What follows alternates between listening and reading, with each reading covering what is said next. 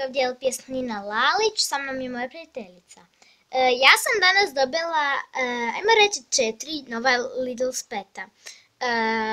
Dakle, prvi, dobila sam jednog jelenčića. Jelena, koji je presladak. Evo, znači on izgleda ovako, daj pogledajte kakav je presladak. LPS piše. LPS, dokaz da je pravi. Drugo je jedna kao mačka koju je ofarbala moja prijateljica. Gle, fuj!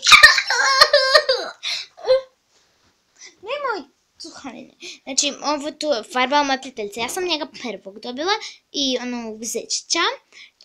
Ali ga je moja prijateljica pokazala. Znači, njega i ovog sam prva našla ispod svog kreveta.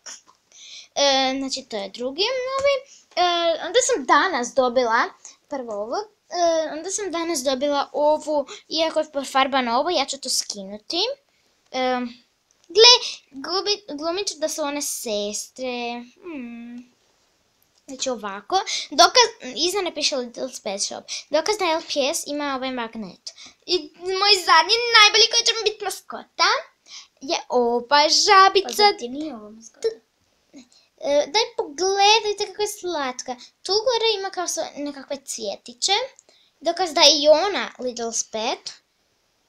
Dolje isto ima magnetić tu. I kolekcija. Sada slažem.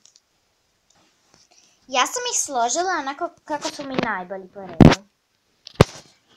Ova 1, 2, 3, 4, 5, 6, 7, 8, 9. I još ću dobiti 3 od svoje prijateljice. Od nje sam dobila i ova tu 2 mičkica. Vidimo se sljedeći put. Ćao!